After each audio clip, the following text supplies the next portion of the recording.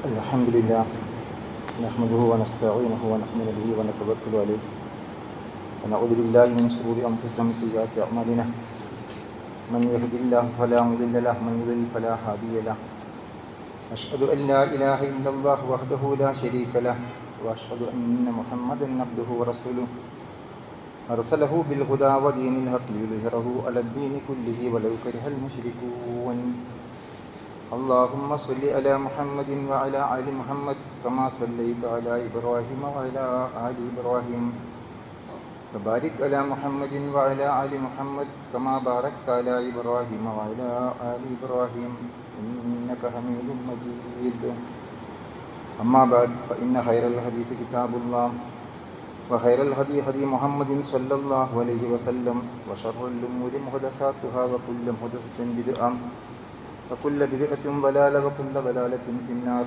أيها الإخوان والأخوات أوصيكم وإياي بتقوى الله قال الله تعالى في قرآنه الكريم أعوذ بالله من الشيطان الرجيم بسم الله الرحمن الرحيم يا أيها الناس اتقوا ربكم الذي خلقكم من نفس واحدة وخلق منها زوجها وبث منهما رجالا كثيرا ونساء فاتقوا الله الذي تساءلون به والأرحام إن الله كان عليكم رقيبا يا أيها الذين آمنوا اتقوا الله حق تقاته ولا تموتن إلا وأنتم مسلمون يا أيها الناس اتقوا ربكم إن زلزلة الساعة شيء عظيم يوم ترونها تذهل كل مرضعة عما أرضعت وتضع كل ذات حمل حملها وترى الناس سكارى وما هم بسكارى ولكن عذاب الله شديد.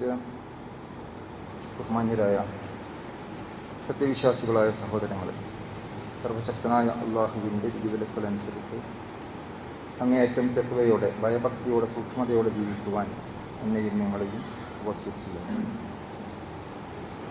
ഏതൊരു മനുഷ്യനും മരണം അഭിമുഖീകരിക്കേണ്ടി വരുമെന്നോ അത് എവിടെ വെച്ച് എപ്പോൾ എങ്ങനെയായിരുന്നാലും നമുക്കതിൽ നിന്ന് രക്ഷപ്പെടാൻ മാർഗമില്ല എന്നും വിശദീകരിച്ചുകൊണ്ട് രണ്ട് തരത്തിലുള്ള മരണങ്ങളെ സംബന്ധിച്ചാണ് നാം സൂചിപ്പിച്ചത്. സ്വാലിഹ്യങ്ങളായ സദ്വൃത്തന്മാരായ സജ്ജനങ്ങളുടെ ആത്മാവിനെ മലക്കുകൾ സഹർഷം സ്വാഗതം ചെയ്ത് സ്വീകരിച്ച് കൊണ്ടുപോകുന്ന മനോഹരമായ അവസ്ഥയാണ് ഒരു ഭാഗത്തെങ്കിൽ, പാപികളായ കുറ്റവാളികളായ തെറ്റ് ചെയ്തിരിക്കുന്ന ദുർജനങ്ങളായ ആളുകളുടെ ആത്മാവിനെ വളരെ ഭയാനകമായ രൂപത്തിൽ മലക്കുകൾ സ്വീകരിച്ച് നമ്മുടെ ശരീരത്തിന് കൊണ്ടുപോകുന്ന ആ ദുഃഖകരമായ സാഹചര്യവുമാണ് നമ്മൾ മനസ്സിലാക്കിയിട്ടുള്ളത്. നമ്മൾ മരണത്തെപ്പോലെ തന്നെ മരണത്തിന് ശേഷമുള്ള നമ്മുടെ ജീവിതത്തെ സംബന്ധിച്ചിടത്തോളം നമ്മൾ വിലയിരുത്തുമ്പോഴും, അഥവാ നമ്മൾ ബർസഖ് അല്ലെങ്കിൽ ഖബർ ജീവിതം എന്നൊക്കെ പറയുന്ന ആ കാലഘട്ടമായിരുന്നാലും, പിന്നീട് ഉയർത്തെഴുന്നേൽപ്പിൻ്റെ ആ സന്ദർഭമായിരുന്നാലും, വിചാരണയുടെ വേളയെ സംബന്ധിച്ചിടത്തോളം പരിശോധിച്ചാലുമൊക്കെ ഇവിടെ ഈ രണ്ട് അവസ്ഥകൾ നമുക്ക് മനസ്സിലാക്കാൻ സാധിക്കും. സജ്ജനങ്ങൾക്ക് വളരെ സന്തോഷകരമായിരിക്കുന്ന അനുഭവങ്ങളാണ് എല്ലാ സന്ദർഭങ്ങളിലും ഉണ്ടാവുക. അതുപോലെ ദുർജനങ്ങളായ ആളുകൾക്ക് ദുഃഖകരമായിരിക്കുന്ന അനുഭവങ്ങളുമായും ഉണ്ടാവുക എന്ന് വിശുദ്ധ ഖുർആനിലൂടെയും പ്രവാചക വചനങ്ങളിലൂടെയും നമുക്ക് മനസ്സിലാക്കാൻ സാധിക്കുന്ന കാര്യമാണ്. മരിച്ചതിന് ശേഷമുള്ള അവസ്ഥയെ സംബന്ധിച്ചിടത്തോളം പരാമർശിക്കുമ്പോൾ നാം കഴിഞ്ഞ ആഴ്ച മനസ്സിലാക്കിയിരിക്കുന്ന ആയത്തിൻ്റെ അവസാന ഭാഗത്ത് ഖുർആൻ സൂചിപ്പിച്ചത് വമിൻ വറാഇഹിം ബർസഖുൻ ഇലാ യൗമി യുബ്അസൂൻ, അതിന് പിന്നിൽ ഒരു ബർസഖുണ്ട്. അതിനാണ് നമ്മൾ സാധാരണ ബർസഖി ജീവിതം എന്ന് പറയാറ്. ഇലാ യൗമി യുബ്അസൂൻ, ഉയർത്തെഴുന്നേൽക്കപ്പെടുന്ന ദിവസം വരേക്കും ഉള്ള ഒരു ബർസഖിനെ സംബന്ധിച്ചിടത്തോളമുള്ള പരാമർശം വിശുദ്ധ ഖുർആനിൽ നമുക്ക് കാണാൻ സാധിക്കും. ബർസഖ് എന്ന വാക്കിന് ഭാഷാപരമായ അർത്ഥം പരിശോധിച്ച് നോക്കിയാൽ അൽ ഹാജിസു ബൈന ഷൈഅൈൻ, രണ്ടു വസ്തുക്കൾക്കിടയിലുണ്ടാകുന്ന മറ എന്നാണ് നമുക്കതിന് അർത്ഥം കാണാൻ സാധിക്കും. അല്ലെങ്കിൽ ഒരു തടസ്സം, അല്ലെങ്കിൽ മറ എന്നൊക്കെ രൂപത്തിൽ ഉപയോഗിച്ചിരിക്കുന്നതായി കാണാൻ സാധിക്കും. മറ്റൊരു സന്ദർഭത്തിൽ ഖുർആൻ ബർസഖ് എന്ന പദം ഭാഷാപരമായി പ്രയോഗിച്ചത് നമുക്ക് കാണാൻ സാധിക്കും.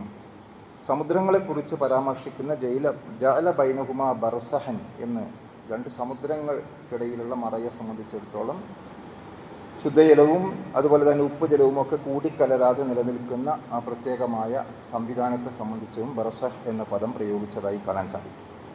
സാങ്കേതികമായി ബർസഖ് എന്ന് നമ്മൾ പ്രയോഗിക്കാറുള്ളത് അൽ ബർസഖു മാ ബൈന ദുനിയ വൽ ആഖിറ ഖബലൽ ഹശർ, ദുനിയാവിൻ്റെയും ആഖിറത്തിൻ്റെയും ഇടക്ക് നമ്മൾ വിചാരണയ്ക്ക് ഹാജരാകപ്പെടുന്നതിന് മുമ്പുള്ള ആ സന്ദർഭമാണ്.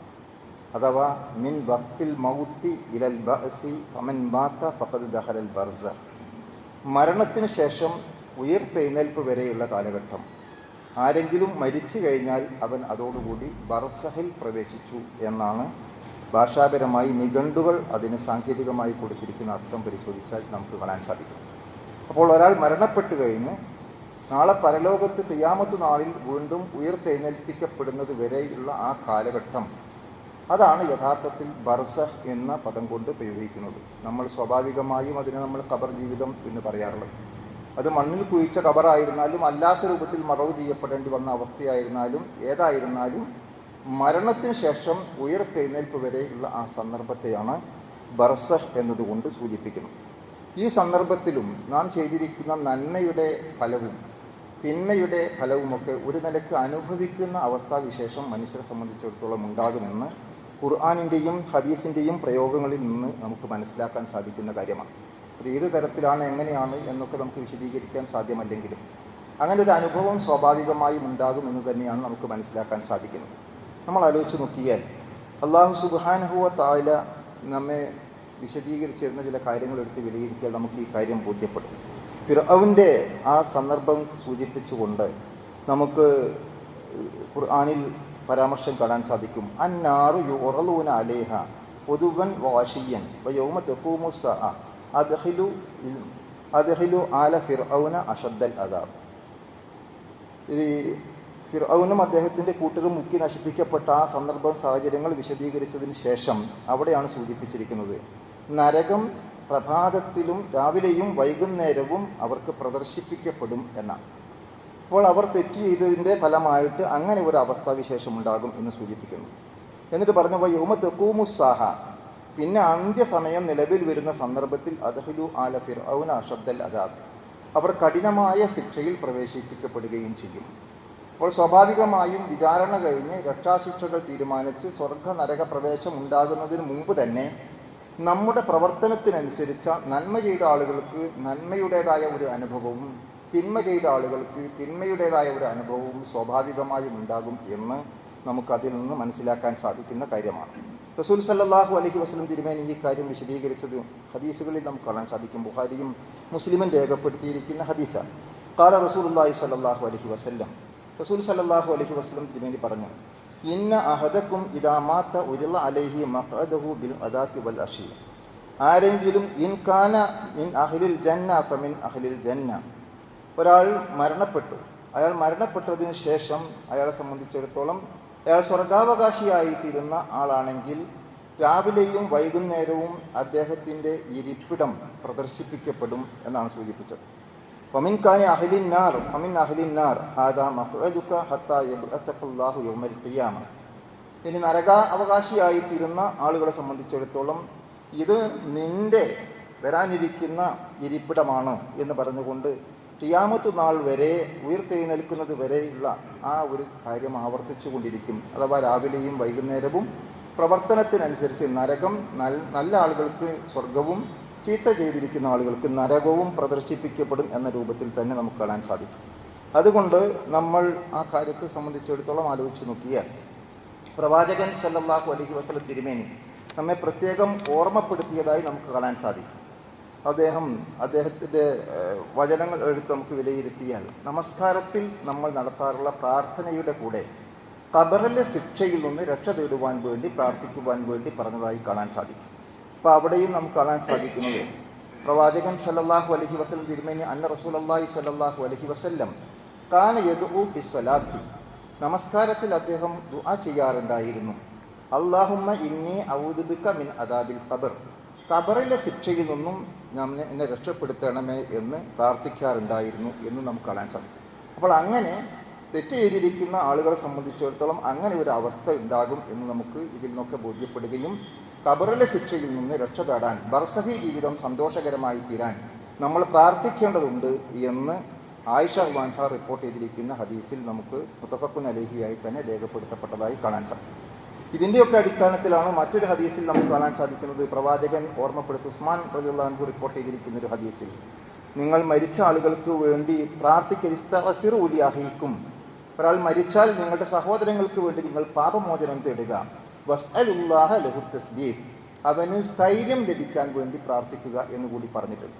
അപ്പോൾ മരണത്തിന് ശേഷം ഖബറിൽ വെച്ചുണ്ടാകുന്ന ചോദ്യം ചെയ്യലുകളിൽ നിന്ന് ഉത്തരം പറയുവാനും സ്ഥൈര്യം ലഭിക്കുവാനും ഒക്കെ പ്രാർത്ഥിക്കാൻ വേണ്ടി പ്രത്യേകം പ്രവാചകൻ സല്ലല്ലാഹു അലൈഹി വസല്ലം തിരുമേനി ഉപദേശിച്ചതായും കാണാൻ സാധിക്കും. ഇന്നഹുൽ ആന യുസ്അലു, അവൻ ഈ സന്ദർഭത്തിൽ ചോദ്യം ചെയ്യപ്പെട്ടുകൊണ്ടിരിക്കുകയാണോ എന്ന് റസൂലുള്ളാഹി സ്വല്ലല്ലാഹു അലൈഹി വസല്ലം വിശദീകരിച്ചതായും കാണാം. അപ്പോൾ അതുകൊണ്ടാണ് നമ്മൾ സാധാരണ തസ്ബീഹ് ചെയ്യൽ, അതിൻ്റെ വചനങ്ങൾ പ്രത്യേകമായ ഹദീസുകളിൽ വന്നിട്ടില്ല.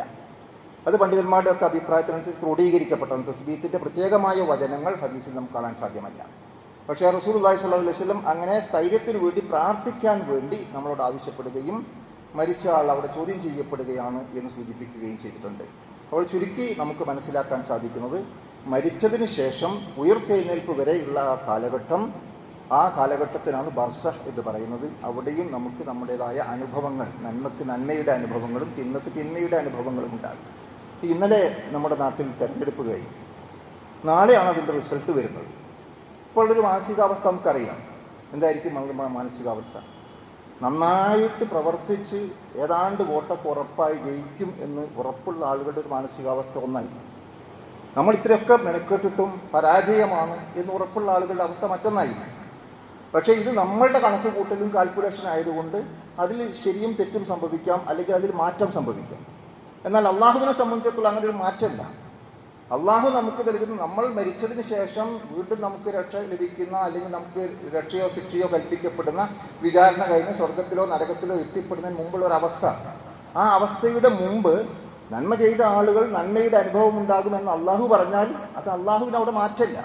നമ്മളെ സംബന്ധിച്ചിടത്തോളം നമ്മൾ കണക്കൂട്ടി ജയിക്കും വിചാരിച്ചാൽ തോൽക്കും വിചാരിച്ചാൽ ജയിക്കാം. അത് നമ്മുടെ അവസ്ഥയാണ്. അപ്പോൾ നമ്മളവിടെ മനസ്സിലാക്കാം. പക്ഷേ ഇന്നത്തെ ഒരു അവസ്ഥ ഉണ്ട്. തെരഞ്ഞെടുപ്പിന് വേണ്ടി ഓടി നടന്ന് പ്രവർത്തിച്ചിരിക്കുന്ന ആളുകൾക്ക് ഇന്നലെ വോട്ട് പൂർത്തിയായതിനു ശേഷം നാളെ രാവിലെ റിസൾട്ട് വരുന്നത് വരെ ഒരു അവസ്ഥയുണ്ട്. അതിനെ നമുക്ക് നിഷേധിക്കാൻ കഴിയില്ല. രണ്ടാമതൊരു മാനസികാവസ്ഥയില്ല. അപ്പോൾ ഞാൻ സൂചിപ്പിച്ചു വന്നത്, ഈ ഒരു ഖബറിലെ ശിക്ഷയെ സംബന്ധിച്ച് അതിനുവേണ്ടി ആ ശിക്ഷയിൽ രക്ഷപ്പെടാൻ വേണ്ടി പ്രാർത്ഥിക്കണമെന്ന് പറയുകയും നമസ്കാരത്തിൽ നമ്മൾ അതിനുവേണ്ടി പ്രാർത്ഥിച്ചുകൊണ്ടിരിക്കുകയും ഒക്കെ ചെയ്യുന്നത് അതിൻ്റേതായ അടിസ്ഥാനത്തിൽ തന്നെ നമുക്ക് മനസ്സിലാക്കാൻ, അതിൻ്റെ രൂപവും സ്വഭാവവും കാര്യങ്ങളും നമുക്ക് അറിഞ്ഞുകൂടാ. അദൃശ്യമായ കാര്യങ്ങളെ സംബന്ധിച്ചിടത്തോളം നമ്മൾ കൂടുതൽ ചർച്ച ചെയ്ത് അതിനെ ബുദ്ധിമുട്ടേണ്ട കാര്യങ്ങളില്ല. ഖുർആനിലൂടെയും സുന്നത്തിലൂടെയും മനസ്സിലാക്കിയ കാര്യങ്ങൾ ആ രൂപത്തിൽ ഉൾക്കൊള്ളുകയും അതിനനുസരിച്ചുകൊണ്ട് പ്രവർത്തിക്കുകയും ചിന്തിക്കുകയും ചെയ്യുക എന്നുള്ളതാണ് ഒരു വിശ്വാസിക്ക് ഏറ്റവും ഭൂഷണമായിട്ടുള്ളത്. ഇനി നമുക്ക് പരിശോധിക്കുവാനുള്ളത് ഇതിന് ശേഷം സംഭവിക്കാവുന്ന കാര്യങ്ങളാണ്. ഖബർ ജീവിതം കഴിഞ്ഞതിന് ശേഷം നമുക്ക് എന്തുണ്ടാകുന്നു എന്നുള്ളതാണ്. അവിടെ നമുക്ക് രണ്ട് കാഹളമുത്തിനെ സംബന്ധിച്ചിടത്തോളം വിശുദ്ധ ഖുർആനിൽ പരാമർശങ്ങൾ നമുക്ക് കാണാൻ സാധിക്കും. സൂറത്തു യാസീനിൽ തന്നെ അതുമായി ബന്ധപ്പെട്ടുകൊണ്ട് നമുക്കുള്ള വിശദീകരണങ്ങൾ നമുക്കവിടെ വ്യക്തമായിട്ട് കാണാൻ സാധിക്കുന്ന കാര്യമാണ്. ആ ഒരു അവസ്ഥയിൽ രണ്ട് നിലക്ക്, ആദ്യത്തെ കാഹളമുത്തിലൂടെ എല്ലാം നശിപ്പിക്കപ്പെടുകയും രണ്ടാമത്തെ കാഹളമുത്തിലൂടെ വീണ്ടും ഉയർത്തെഴുന്നേൽപ്പിക്കപ്പെടുകയും ചെയ്യും എന്ന് സൂചിപ്പിക്കുന്നതായിട്ട് നമുക്ക് കാണാൻ സാധിക്കും. അപ്പോൾ ഈ രണ്ട് കാഹളമുത്തിനെ സംബന്ധിച്ചിടത്തോളം വനുഫിഹ, സൂറത്ത് സുമർ, വനുഫിഹ ഫി സൂരി ഫസഇഖ മൻ ഫിസ് സമാവാതി വമൻ ഫിൽ അർളി ഇല്ലാ മൻ ഷാ അല്ലാഹ്. കാഹളത്തിൽ ഊതപ്പെടുമ്പോൾ ആകാശങ്ങളിലും ഭൂമിയിലുമുള്ളതെല്ലാം ചലനമറ്റതായിത്തീരും. ഇല്ലാ മൻ ഷാ അല്ലാഹ്, അള്ളാഹു ഉദ്ദേശിച്ചതൊഴികെ. സുമ്മ നുഫിഖ ഫി സൂരി ഉഹറ, പിന്നീട് രണ്ടാമതൊരു കാഹളമൂത്തുണ്ടാകും. ഫഇദാഹും ഖിയാമുൻ യൻദുറൂൻ, അവർ അന്ന് എഴുന്നേറ്റ് നോക്കുന്നവരായിരിക്കും എന്നാണ്. ഈ ആയത്തിൻ്റെ അടിസ്ഥാനത്തിൽ രണ്ട് കാഹളമൂത്തുണ്ടാകുമെന്നും ഒന്നാമത്തെ കാഹളമുത്തിൽ എല്ലാം നശിപ്പിക്കപ്പെടുകയും രണ്ടാമത്തെ കാഹളമുത്തിൽ നമ്മൾ ഉയർത്തെഴുന്നേൽപ്പിക്കപ്പെടുകയും പുനരുദ്ധാരണത്തിൽ വിചാരണയ്ക്ക് വേണ്ടി ഹാജരാക്കപ്പെടുകയും ചെയ്യും എന്ന് നമുക്ക് കൃത്യമായി മനസ്സിലാക്കാൻ സാധിക്കുന്ന കാര്യമാണ്. ആ സന്ദർഭം നമ്മൾ പരിശോധിച്ച് നോക്കിയാൽ വളരെ ഗൗരവപരമായിട്ടാണ് വിശുദ്ധ ഖുർആൻ ഖിയാമത്തിനെ സംബന്ധിച്ചിടത്തോളം നമ്മുടെ ശ്രദ്ധയിൽ കൊണ്ടുവന്നത്. ഞാൻ ആദ്യമായി നമ്മുടെ ശ്രദ്ധയിൽപ്പെടുത്തിയത് സൂറത്തുൽ ഹജ്ജിൻ്റെ ആദ്യ ഭാഗത്തുള്ള വചനങ്ങളാണ്. അവിടെ അല്ലാഹു സുബ്ഹാനഹു തആല യാ അയ്യുഹന്നാസ്, മനുഷ്യരെ എന്ന് അഭിസംബോധന ചെയ്തുകൊണ്ടാണ് നമ്മെ ഓർമ്മപ്പെടുത്തുന്നത്. അത് നമ്മൾ പ്രത്യേകിച്ച് ശ്രദ്ധിക്കേണ്ട കാര്യമാണ്. ഖുർആനിലെ അഭിസംബോധന വളരെ ശ്രദ്ധേയമായിരിക്കും ഓരോ സന്ദർഭവും. വിശ്വാസികളെ പ്രത്യേകം ബാധിക്കുന്ന കാര്യങ്ങൾ വിശ്വാസികളെ പ്രത്യേകം അഭിസംബോധന ചെയ്തുകൊണ്ട് യാ അയ്യുഹല്ലദീന ആമനു എന്ന് പറയും. മാനവ സമൂഹത്തെ പൊതുവെ അഭിസംബോധന ചെയ്യേണ്ട സന്ദർഭത്തിൽ യാ അയ്യുഹന്നാസ് എന്നതായിരിക്കും ഖുർആനിന്റെ പ്രയോഗം.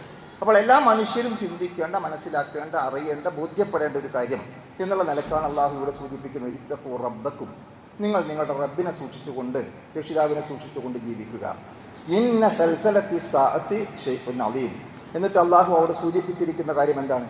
അന്ത്യസമയത്തെ പ്രകമ്പനം എന്ന് പറയുന്നത് അതൊരു വമ്പിച്ച സംഭവമായിരിക്കും, ഭയങ്കരമായ കാര്യമായിരിക്കും എന്നാണ് അള്ളാഹു സൂചിപ്പിച്ചത്.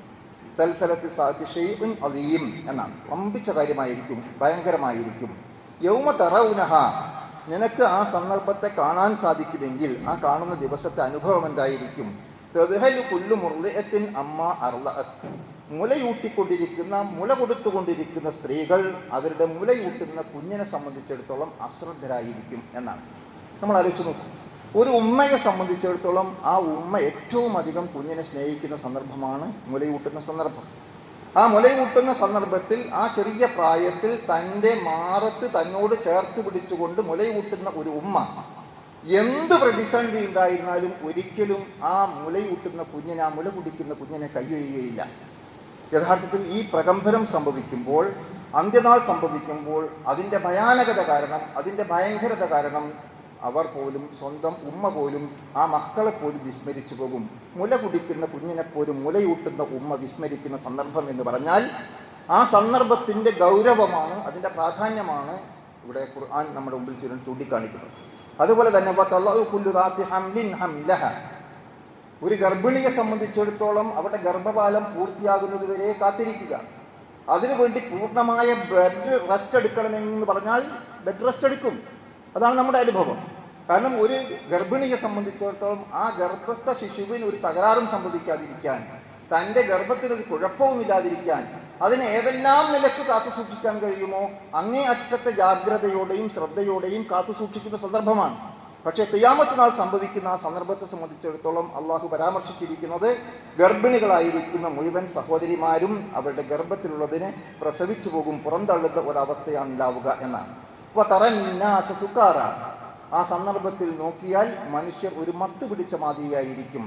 പക്ഷേ അള്ളാഹു വിശദീകരിച്ചു, വമാഹും ബി സുക്കാറ, അവർക്ക് പ്രത്യേകമായ ലഹരി ബാധിച്ചതല്ല, എന്തെങ്കിലും ലഹരി വസ്തുക്കൾ ഉപയോഗിച്ചത് കൊണ്ട് ലഹരി ബാധിച്ചതല്ല.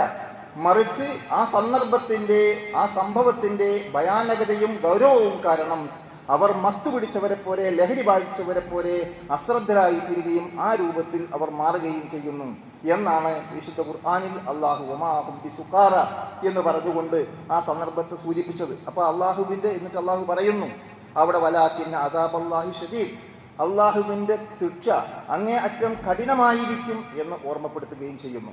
അപ്പോൾ ആ കാഠിന്യ നിമിത്തം അവർക്കുണ്ടാകുന്ന പരിഭ്രാന്തി, അവർക്കുണ്ടാകുന്ന ഭയവിഹ്വലത, അതാണ് അള്ളാഹു ഈ ആയത്തുകളിലൂടെ നമ്മുടെ മുമ്പിൽ പരാമർശിക്കുകയും എടുത്തു കാണിക്കുകയും ചെയ്യുന്നത്. അതുകൊണ്ട് ആ സന്ദർഭത്തിൻ്റെ ഗൗരവം നമ്മൾ മനസ്സിലാക്കണം. നമുക്ക് സുപരിതമായിരിക്കുന്ന ചെറിയ സൂറകളിൽ ഈ കാര്യം അള്ളാഹു പരാമർശിച്ചിട്ടുണ്ട്. നമ്മൾ സാധാരണ പാരായണം ചെയ്യാറുള്ള സൂറത്തുൽ ഖാരിഅ, സൂറത്തുൽ സൽസല, ഇതൊക്കെ പരിശോധിച്ച് നോക്കുക. അൽ ഖാരിഅത്തു മൽ ഖാരിഅ, അള്ളാഹുവിടെ പ്രയോഗിച്ചിരിക്കുന്നു ഭയങ്കരമായ സംഭവം എന്നാണ്. ആ സന്ദർഭത്തിലുണ്ടാകുന്ന അവസ്ഥയെ സംബന്ധിച്ചിടത്തോളം എന്നിട്ട് അള്ളാഹു ചോദിക്കുന്നു മൽ ഖാരിഅ, എന്താണ് ആ ഭയങ്കരമായിരിക്കുന്ന സംഭവം? വമാ അദ്റാക മൽ ഖാരിഅ, വീണ്ടും അള്ളാഹു ചോദിക്കുന്നു ആ ഭയങ്കര സംഭവം അൽ ഖാരിഅ എന്ന് പറഞ്ഞാൽ എന്താണെന്ന് നിനക്കെന്തറിയാം എന്നാണ്. നമുക്ക് നമ്മൾ ആ തുടക്കം തന്നെ എത്ര ഗൗരവത്തോടു കൂടിയാണ്. ഒരു വലിയ പ്രസ്താവനയിലൂടെ ആ സംഭവത്തിൻ്റെ ഗാംഭീര്യവും അതിൻ്റെ ഭയാനകതയും അതിൻ്റെ ഭയവിഹ്വലതയും ആ ഒരു പദത്തിൽ ഉൾക്കൊണ്ടുകൊണ്ടാണ് അള്ളാഹു പറഞ്ഞത് അൽ ഖാരിഅ മൽ ഖാരിഅ വമാ അദ്റാക മൽ ഖാരിഅ. ആ ഭയങ്കര സംഭവം എന്താണ്? ആ ഭയങ്കര സംഭവം എന്താണ്? ആ ഭയങ്കര സംഭവം എന്ന് നിനക്കറിയാമോ എന്ന് ചോദിച്ചുകൊണ്ടാണ് യൗമ യകൂനു നാസു കൽ ഫറാശിൽ മബ്സൂസ്, ചിന്നിച്ചിതറിയ പാറ്റകളെ പോലെ മനുഷ്യർ ആയിത്തീരുന്ന ദിവസം എന്നാണ്. നമുക്കറിയാം, പാറ്റ പൊടിയുന്ന സന്ദർഭത്തിലായി ചിന്നിച്ചിതറി വ്യാപിച്ചുകൊണ്ടിരിക്കുന്നു. അതും ചിന്നിച്ചിതറിയാൽ ഉണ്ടാകുന്ന അവസ്ഥ, അങ്ങനെ പാറി നടക്കുന്ന സാഹചര്യമായിരിക്കുമെന്ന് സൂചിപ്പിക്കുക. എന്നിട്ട് അവിടെ പറഞ്ഞിരിക്കുന്നു പർവ്വതങ്ങൾ, ഈ ഭൂമിയെ ഉറപ്പിച്ചു നിർത്തുന്ന ബലവത്തായിരിക്കുന്ന ആ പർവ്വതങ്ങൾ പോലും യഥാർത്ഥത്തിൽ കടയപ്പെട്ടിരിക്കുന്ന രോമങ്ങളെപ്പോലെ അല്ലെങ്കിൽ പഞ്ഞിയെപ്പോലെ പാറിപ്പാറി നടക്കുന്ന അവസ്ഥ വിശേഷമായിരിക്കും ഉണ്ടാവുക. അപ്പോൾ ഈ ഭൂമിക്ക് സംഭവിക്കുന്ന വലിയ മാറ്റത്തെ സംബന്ധിച്ചിടത്തോളമാണ് അല്ലാഹു സുബ്ഹാനഹു വ തആല അവിടെ സൂചിപ്പിക്കുന്നത്. അതുപോലെ സൂറത്തു സൽസലയിൽ അല്ലാഹു പറയും, നോക്കൂ നമ്മൾ, ഇദാ സുൽസിലത്തിൽ അർളു സിൽസാലഹ, ഭൂമി അതിൻ്റെതായ പ്രകമ്പനം, ആ പ്രകമ്പനം ഭയങ്കരമായിരിക്കുന്ന പ്രകമ്പനം കൊണ്ടുകഴിഞ്ഞാൽ എന്തായിരിക്കും അവസ്ഥ? ചെറിയ സാമ്പിൾ ഡോസ്, ഒരു നിസ്സാരമായിരിക്കുന്ന ഭൂചലനം ഭൂമിയുടെ ഏതെങ്കിലും ഒരു ഭാഗത്തുണ്ടായാൽ അതുകൊണ്ടുണ്ടായിത്തീരുന്ന ദുരന്തം, അതിൻ്റെ പ്രയാസം, അതിൻ്റെ ഭയാനകത ഇടയ്ക്കിടയ്ക്ക് ഒരു സാമ്പിൾ ഡോസായിട്ട് പടച്ചോൻ നമുക്ക് തരാറുണ്ട്. പക്ഷെ അത് നമ്മൾ പരിശോധിച്ച് നോക്കുക, അതുപോലും എത്ര ഗൗരവപരമായിട്ടാണ് നമ്മൾ കാണുന്നത്. എന്നാൽ ഈ ഭൂമി ഒന്നടങ്കം ഇളക്കി മറിക്കപ്പെടുന്ന, ഒന്നിച്ച് ഭൂമിക്ക് ഒരു പ്രകമ്പനം ഉണ്ടാകുന്ന അവസ്ഥയെ സംബന്ധിച്ചിടത്തോളം, ഇദാ സുൽസിലത്തിൽ അർളു സിൽസാലഹ വഅഖ്റജത്തിൽ അർളു അസ്ഖാലഹ, ഭൂമി അതിൻ്റെ ഉള്ളിലുള്ള മുഴുവൻ ഭാരങ്ങളും പുറന്തള്ളുകയാണ്, യാകപ്പാടെ ഇളക്കി മറിക്കപ്പെടുന്ന അവസ്ഥ. വഖാലൽ ഇൻസാനു മാലഹ, അന്ന് മനുഷ്യൻ ചോദിച്ചു പോകും, എന്തു പറ്റി? ഈ ഭൂമിയിലാണ് ഞാൻ എല്ലാം ചെയ്തിരുന്നത്, എൻ്റെ നിലനിൽപ്പും എൻ്റെ ജീവിതവും എൻ്റെ താമസ സ്ഥലവും എൻ്റെ കൃഷിസ്ഥലവും എൻ്റെ എല്ലാം, ഞാൻ ഇവിടെ സുന്ദരമായി ഈ ഭൂമിയിൽ ജീവിച്ചിരുന്ന എല്ലാ സൗകര്യങ്ങളും, മനുഷ്യൻ്റെ ജീവന്റെ നിലനിൽപ്പിന് അനിവാര്യമായിരിക്കുന്ന സകല സാഹചര്യങ്ങളും ഒത്തിണങ്ങിയിരിക്കുന്ന ഈ ഗ്രഹം അത് തകർന്ന് തരിപ്പണമാകുമ്പോൾ മനുഷ്യൻ ചോദിക്കും, എന്ത് സംഭവിച്ചു? ഈ മനുഷ്യ വഖാലൽ ഇൻസാനു മാലഹ യൗമഇദിൻ തുഹദ്ദിസു അഖ്ബാറഹ ബിഅന്ന റബ്ബക ഔഹാലഹ, അള്ളാഹു നൽകിയിരിക്കുന്ന വഹി അനുസരിച്ചുകൊണ്ട്, നിർദ്ദേശമനുസരിച്ചുകൊണ്ട് ആ ഭൂമി അതിൻ്റെ കാര്യങ്ങൾ, അതിൻ്റെ വർത്തമാനങ്ങൾ സംസാരിക്കാൻ തുടങ്ങും എന്നാണ് വിശുദ്ധ ഖുർആനിലൂടെ അള്ളാഹു നമ്മുടെ ശ്രദ്ധയിൽ കൊണ്ടുവരുന്നത്. അതുകൊണ്ട് സഹോദരങ്ങൾ, നമ്മൾ പരിശോധിക്കേണ്ടതാണ് എത്ര ഗൗരവത്തോടു കൂടിയാണ് ആ ഖിയാമത്ത് അവസാനം ഒന്നാമത്തെ ആ കാഹളമുത്തിലൂടെ ഇതെല്ലാം മാറ്റി മറിക്കപ്പെടുന്ന, ഇന്നുണ്ടാകുന്ന ഈ അവസ്ഥാവിശേഷത്തിന് മാറ്റം സംഭവിക്കുന്ന സാഹചര്യങ്ങളെ സംബന്ധിച്ചിടത്തോളം സൂചിപ്പിക്കുന്നത് എന്ന് നമുക്ക് കാണാൻ സാധിക്കും. ഇതുപോലെ ഭൂമിയുടെ കാര്യം മാത്രമല്ല, ഒട്ടനവധി സൂറത്തുകൾ നമ്മുടെ അവസാന ഭാഗത്ത് അവസാനത്തെ 30-ാമത്തെ ജുസിലുള്ള പല സൂറത്തുകളും ഈ കാര്യങ്ങളെക്കുറിച്ച് വിശദമായി പ്രതിപാദിക്കുന്നതാണ്. പ്രവാചകൻ സല്ലല്ലാഹു അലൈഹി വസല്ലം തിരുമേനി ഒരിക്കൽ പറഞ്ഞു, ഖിയാമത്തിനെ സംബന്ധിച്ച് നിങ്ങൾക്ക് നേരെ ലൈവായി കാണണം. ആ ലൈവായിട്ട് നിങ്ങൾക്ക് കാണണമെങ്കിൽ നിങ്ങൾ സൂറത്തു തക്വീർ അഥവാ ഇദ ശംസു കുവിറത്, അതുപോലെ സൂറത്തുൽ ഇൻഫിതാർ ഇദ സമാഉൻ ഫതറത്, അതുപോലെ തന്നെ സൂറത്തുൽ ഇൻഷിഖാഖ് ഇദ സമാഉൻ ഷഖ്ഖത്, ഈ 3 സൂറത്തുകൾ പാരായണം ചെയ്താൽ മതി എന്നാണ് പ്രവാചകൻ സല്ലല്ലാഹു അലൈഹി വസല്ലം തിരുമേനി പറഞ്ഞത്. ഖിയാമത്ത് നമുക്ക് നേരെ ലൈവായി കാണുന്ന മാതിരി അതിൻ്റെ ഭയാനകതയും അതിൻ്റെ ഗൗരവവും, യഥാർത്ഥത്തിൽ ഈ സൂറത്തുകൾ ഓതുമ്പോൾ സ്വഹാബിവര്യന്മാർ കരഞ്ഞുപോയിരുന്നു എന്നാണ് നമുക്ക് ആ ചരിത്രത്തിൽ വായിക്കാൻ സാധിക്കുന്നത്. കാരണം ആ ഖിയാമത്തിന്റെ സന്ദർഭത്തിലുണ്ടായിരുന്ന ഭയങ്കരമായിരിക്കുന്ന അവസ്ഥ, നമ്മൾ അൽ ഖാരിഅ എന്നും സൽസല എന്നും ഒക്കെ വിശേഷിപ്പിക്കപ്പെട്ട ഭൂമി പോലും തകർന്ന് അരിപ്പണമാകുന്ന അവസ്ഥ. ഇദ ശംസു കുവിറത്, സൂര്യൻ പോലും മറയ്ക്കപ്പെടുകയാണ്, അത് പൊതിയപ്പെടുകയാകുന്നു എന്നാണ്. വൈദൻ നുജൂമുൻ കദറത്, നക്ഷത്രങ്ങൾ ഉതിർന്നു വീഴുകയാണ്. വൈദൽ ജിബാലു സുയ്യിറത്, പർവ്വതങ്ങൾ നടത്തപ്പെടുകയാണ്. വൈദൽ ഇഷാറു ഉത്തിരത്, അതുപോലെ തന്നെ വൈദൽ വുഹൂഷു ഹുശറത് എന്നൊക്കെ പറഞ്ഞുകൊണ്ട് അള്ളാഹു അവിടെ വിശദീകരിച്ചിരിക്കുന്ന കാര്യങ്ങൾ കാണാൻ സാധിക്കും. അവിടെ ഉണ്ടാകുന്ന ഗർഭിണികളായിരിക്കുന്ന ഒട്ടകങ്ങൾ പോലും ആളുകൾ പരിഗണിക്കാതെ പോവുകയാണ്. നമുക്കറിയാം, അറബികളെ സംബന്ധിച്ചിടത്തോളം ഏറ്റവും വലിയ സമ്പത്താണ് ഒട്ടകം.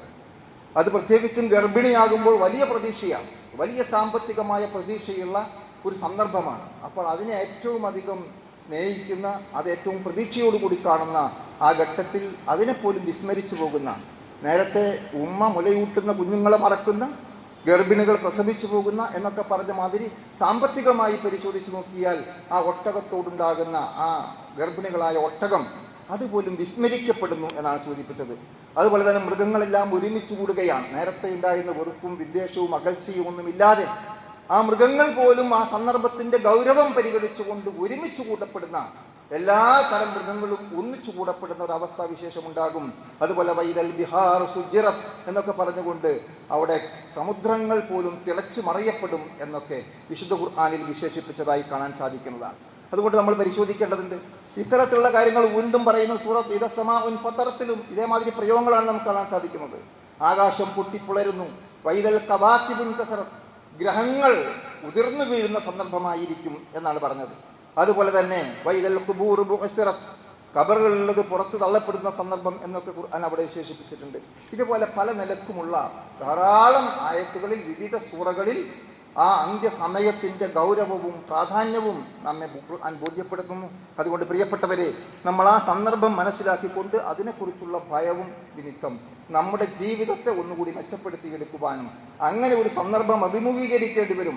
മനുഷ്യർ മുഴുവൻ നശിക്കുകയും മരിക്കുകയും ചെയ്യും എന്നതുപോലെ ഇന്ന് നമ്മൾ ഈ കാണുന്ന ഈ പ്രപഞ്ച സംവിധാനവും ഭൂമിയും ചന്ദ്രനും നക്ഷത്രങ്ങളും എല്ലാം മാറി മറഞ്ഞ് മറ്റൊരു ലോകത്തേക്ക് നമ്മൾ ഹാജരാക്കപ്പെടുന്നതിന് വേണ്ടി ഒരുക്കൂട്ടപ്പെടുകയും ചെയ്യുമെന്ന് നമുക്ക് മനസ്സിലാക്കാൻ സാധിക്കും. ആ കാര്യങ്ങളൊക്കെ ശ്രദ്ധിച്ചുകൊണ്ട് അതിൻ്റെ ഗൗരവം ഉൾക്കൊണ്ടുകൊണ്ട് നമ്മുടെ ജീവിതത്തെ നന്നാക്കിയെടുക്കുക. അള്ളാഹു നമ്മെ അനുഗ്രഹിക്കുമാറാകട്ടെ.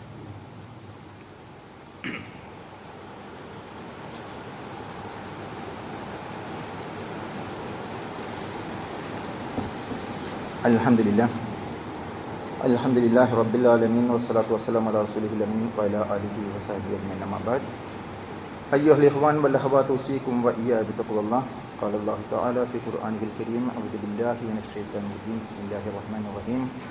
വല്ലദീന യഖൂലൂന റബ്ബനാ ഹബ് ലനാ മിൻ അസ്വാജിനാ വദുരിയ്യാതിനാ ഖുർറത അയ്യുൻ വജഅൽനാ ലിൽ മുത്തഖീന ഇമാമ. ബഹുമാന്യരായ സഹോദരങ്ങളെ, സർവശക്തനായ അള്ളാഹുവിൻ്റെ വിധിവിലക്കളനുസരിച്ച് തഖ്വയോടെ ജീവിക്കുവാൻ ഒന്നുകൂടി എന്നെയും നിങ്ങളെയും വസിയത്ത് ചെയ്യുന്നു. സാന്ദർഭികമായി ഒന്ന് രണ്ട് കാര്യങ്ങൾ നമ്മുടെ ശ്രദ്ധയിൽപ്പെടുത്തുകയാണ്.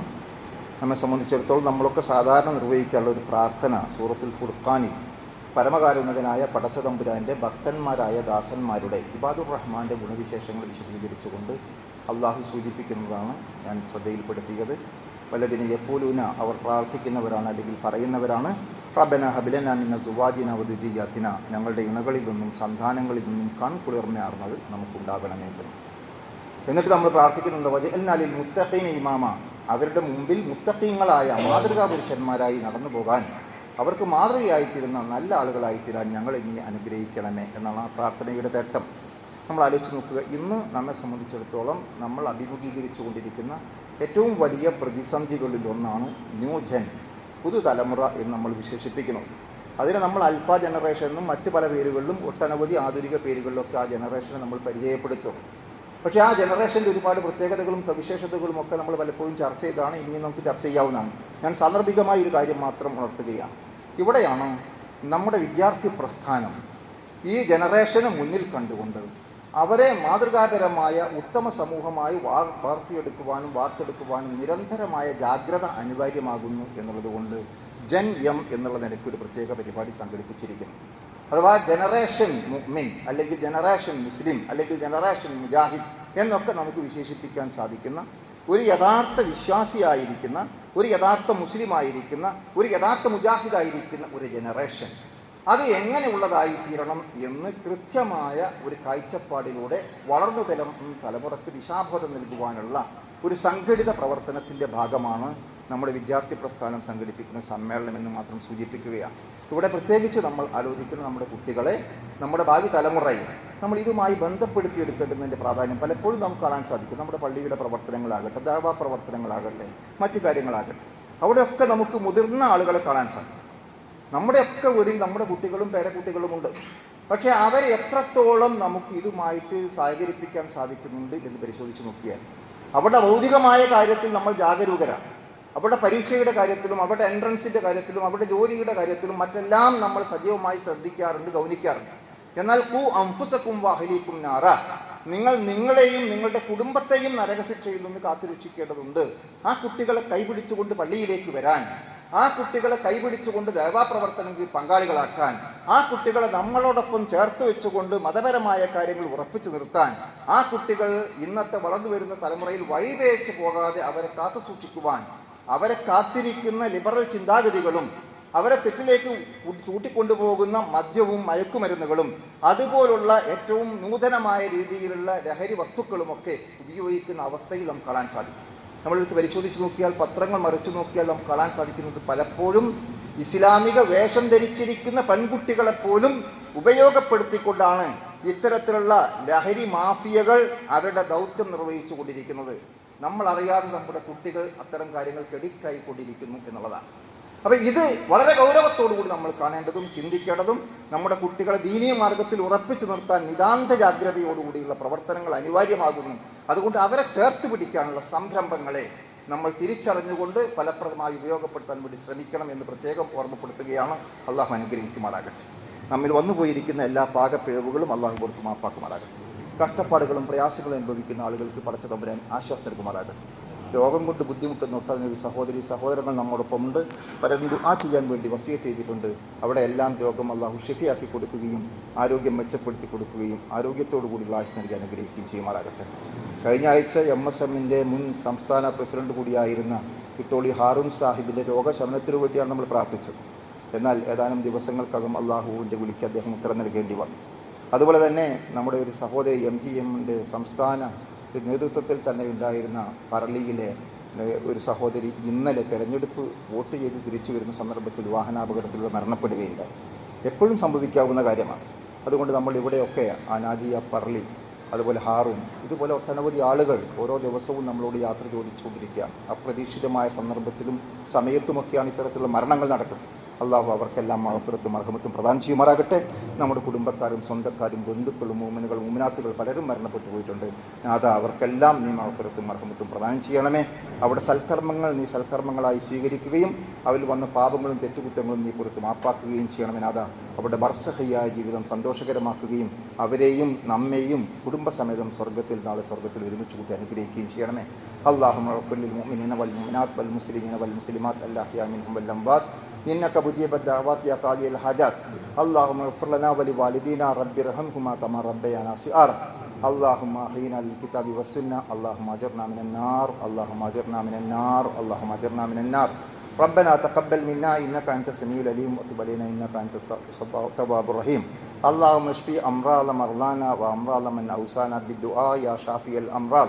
ربنا آتنا في الدنيا حسنة وفي الآخرة حسنة وقنا عذاب النار.